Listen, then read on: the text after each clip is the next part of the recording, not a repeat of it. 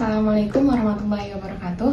Alhamdulillahirrahmanirrahim. Wabihi nasta'in wa ala umuri dunya waddin. Wassalatu wassalamu ala asyrafil anbiya'i wal mursalin sayyidina wa maulana Muhammadin wa ala alihi wa sahbihi ajmain. Amma.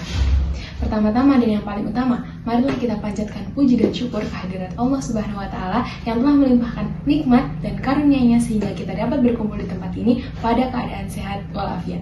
Shalawat serta salam semoga selalu tercurah limpahkan kepada junjungan kita baginda Nabi Muhammad SAW yang telah membawa kita dari zaman jahiliyah menuju zaman yang terang benderang seperti saat ini. Kita hidup di zaman yang serba cepat. Informasi menyebar hanya dalam hitungan detik. Sayangnya, kecepatan ini sering tidak diiringi dengan kebijaksanaan. Salah satu fenomena yang marak hari ini adalah cancel culture, yaitu budaya menghakimi, membenci, dan mengucilkan seseorang secara massal karena satu kesalahan, terutama melalui media sosial.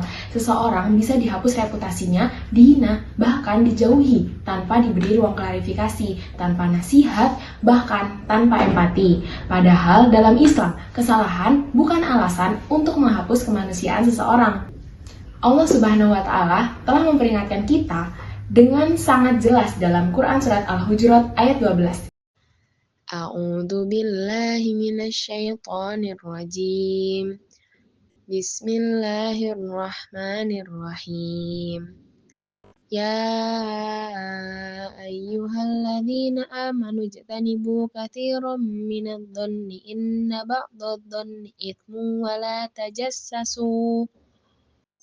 tajassasu wa la yaktab ba'dukum ba'dha ayuhibbu ahadukum an ya'kula lahma akhihi maitan fakarihtumuh wattaqullaha innallaha tawwabur rahim.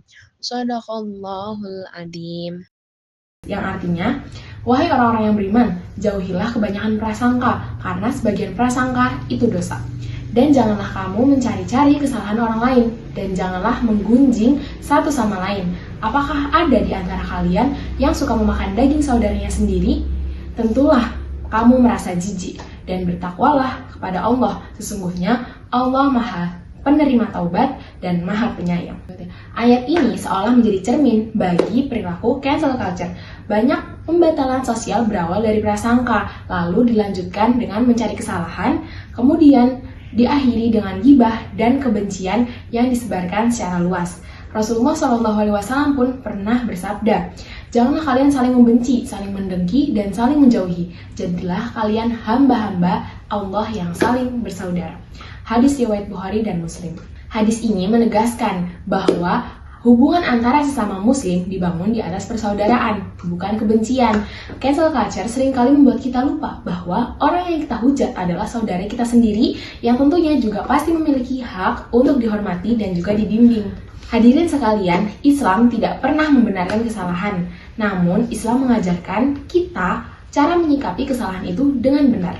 Jika ada yang keliru, Islam mengajarkan kita untuk memberikan nasihat dengan hikmah, bukan penghinaan, tabayun, bukan tuduhan, dan juga perbaikan, bukan pengucilan. Ingatlah, setiap manusia memiliki masa lalu dan setiap orang berpotensi untuk berubah. Bahkan para sahabat Nabi pun memiliki kesalahan sebelum mereka mendapatkan hidayah. Jika Allah membuka pintu taubat seluas-luasnya, maka siapalah kita yang berhak untuk menutupnya dengan cancel culture? Mari kita jaga lisan kita jaga tulisan kita, dan jari kita di media sosial. Jangan sampai kita merasa paling benar, lalu dengan mudah merendahkan orang lain.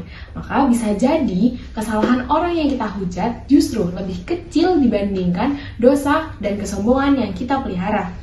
Semoga Allah menjadikan kita hamba-hamba yang berakhlak mulia, yang mampu menegur tanpa mencela, mengingatkan tanpa menyakiti, dan menjaga persaudaraan dalam setiap keadaan. Sekian dari saya. Wabillahi taufiq wal hidayah. Wassalamualaikum warahmatullahi wabarakatuh.